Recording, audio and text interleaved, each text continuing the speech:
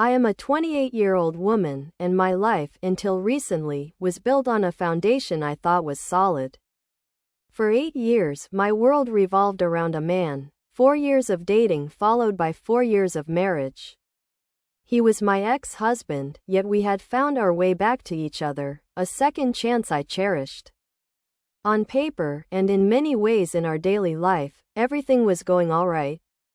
We were partners, both 28 years old, both dedicated healthcare workers navigating the grueling, long hours of the same hospital.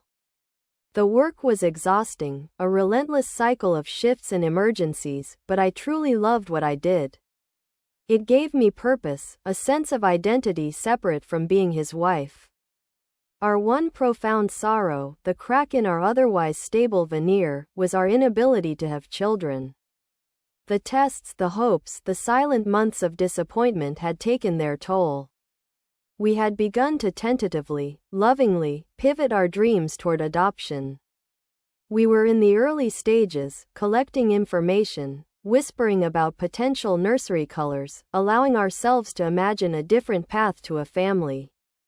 It was a fragile, hopeful space we were learning to inhabit together. Our social life had a predictable rhythm, centered largely on his family. On the first Saturday of every month, we would drive to his parents' house for dinner. My mother-in-law was, and still is, a saint in an apron. She poured her love into those evenings, creating lavish spreads with starters, mains, and decadent desserts. Her home was always warm, filled with the comforting smells of roasted herbs and baked goods. In stark contrast, my father-in-law was a stoic, quiet presence who offered little more than a nod in my direction. I never minded his silence much. It was easier than forced conversation. The true challenge of these evenings was his sister. To call her a free spirit would be generous. She was, in reality, a walking bank account drainer. At 26, she floated through life with a sense of entitled whimsy.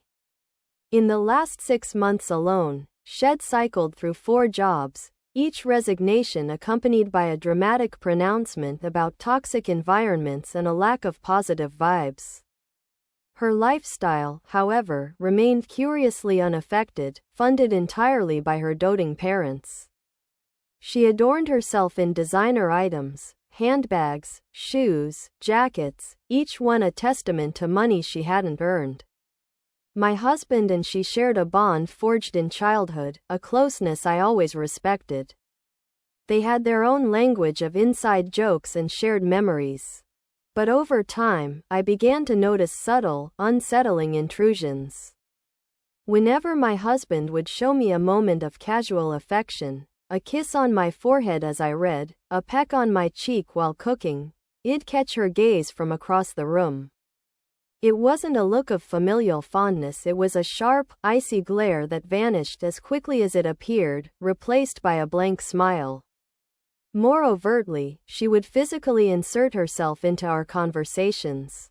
If I tried to speak to him privately, she would materialize, literally stepping between us, her back to me, to ask him a question about some trivial, forgotten shared detail. It was a campaign of subtle erasure. I tried to voice my discomfort to my husband, carefully, over quiet dinners at home. "Your sister," I'd say, "she gives me these looks when we're close. And she always interrupts us." His response was a dismissive, gentle pat on the hand. "You're overthinking, sweetheart," he'd say, his tone implying I was being silly. "You know how she is. We're just close.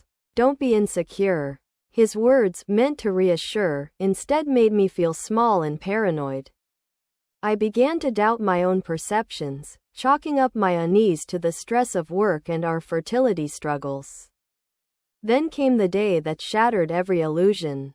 It was a regular Tuesday. I had a full shift, but my husband had the day off. He was bright-eyed at breakfast, telling me he was finally meeting up with some old college friends he hadn't seen in ages. I remember feeling a pang of happiness for him. "Have a great time," I said, kissing him goodbye. "I'll be home by 7. Tell the guys I say hi." Work was its usual hectic self until mid-morning. A wave of dizziness hit me, a deep, bone-aching fatigue that felt heavier than normal exhaustion. 1 minute I was updating a chart, the next the floor was rushing up to meet me. I came to with concerned faces hovering above me. My kind coworker, Selena, held a plastic cup of water to my lips. "You're white as a sheet," she insisted. "You need to go home. Now." I was in no state to argue. Since we only had one car and my husband had it, Selena offered to drive me. Gratefully, I accepted. She dropped me off at our quiet, empty house. The silence felt heavy. I took a long, hot shower, hoping to wash away the weakness, then took some medicine and lay down. After an hour of restless staring at the ceiling, boredom set in. Needing air and distraction, I decided to lose myself in the small garden I kept in the backyard. Gardening was my therapy. The feel of soil, the focus on nurturing life, always grounded me. Time, as it often does when hands are in the earth, lost all meaning. The sun moved across the sky. When I finally wiped my brow and checked my phone, I was stunned to see it was already 4 p.m. I walked back into the cool shade of the house through the kitchen door, heading to the sink to wash the dark earth from my hands. It was then that the first wrong note struck me. There, neatly placed by the front door, were my husband's familiar sneakers. My mind stuttered. "He's home early?" Before I could call out, my eyes caught a splash of color on the coat rack. Draped carelessly over a hook was his sister's unmistakable, gaudy designer jacket, the one Shed flaunted just last weekend. A cold stillness settled in my chest.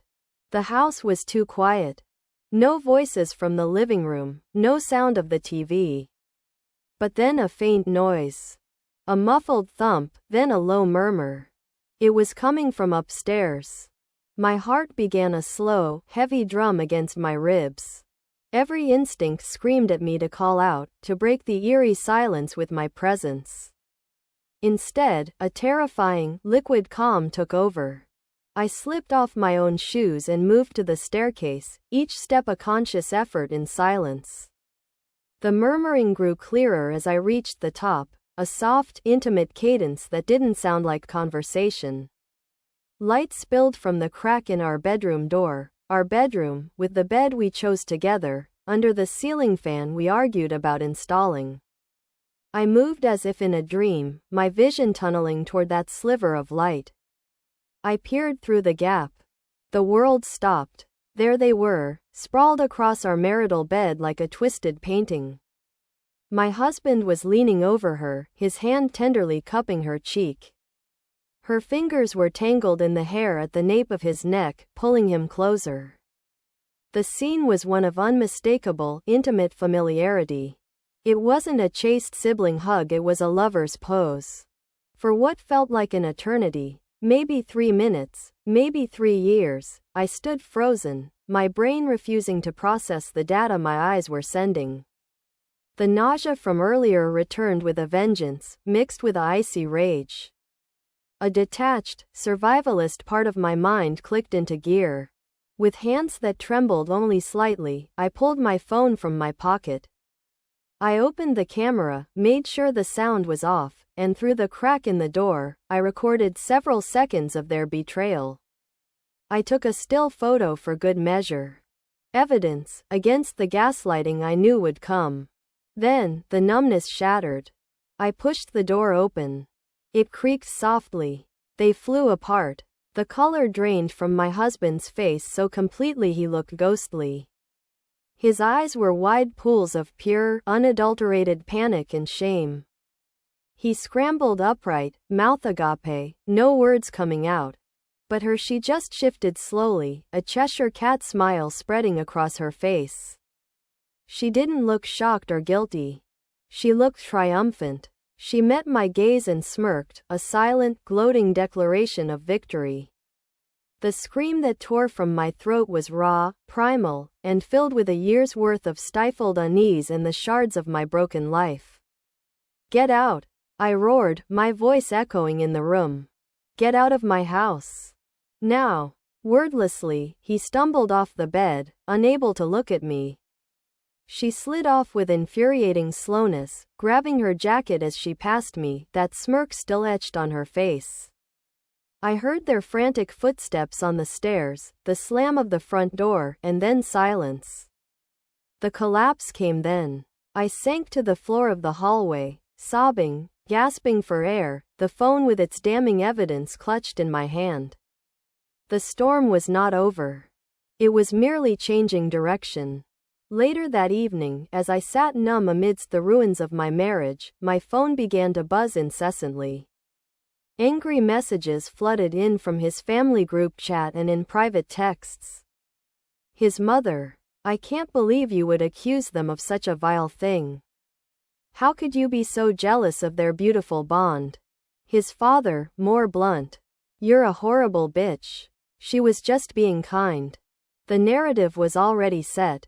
I had been painted as the hysterical, jealous wife who had cruelly attacked a loving sister. The only person I responded to was his father. My fingers were cold as I typed. What exactly did she tell you happened? His reply was instantaneous. That she came over to drop off a gift for you, a peace offering, and you flew into a screaming rage for no reason. She was in tears. Peace offering. Tears. The audacity took my breath away. I said nothing else. I didn't argue. I simply selected the video and the photo I had taken and sent them, first to his father, then to his mother. I attached no message. The pixels were more eloquent than any words I could muster. Then, I blocked every single one of them. I called a lawyer the next morning. Now, it's a year later. The divorce is final. The house is sold. I live in a bright, airy apartment that smells of my own coffee and my own peace. I have therapy on Thursdays, and my garden has been replaced with a thriving collection of houseplants. The silence in my home is no longer heavy, it is soothing, a balm to my soul. I am, for the first time in a long time, genuinely happy and at peace. And the final, twisted knot in this whole sordid tale? The man who has been a surprising source of comfort, who reached out to me in secret after seeing the truth. Horrified by his daughter's lies and his son's betrayal, is my ex-father-in-law. What started as clandestine meetings for coffee to talk, him apologizing profusely for his family, me venting my anger, evolved into something else entirely. A connection forged in the shared wreckage of betrayal. So, yes, there's a bitter, ironic postscript to all of this. Did I mention I'm now hooking up with my ex-husband's dad? Life, it seems, has a profoundly strange sense of poetic justice.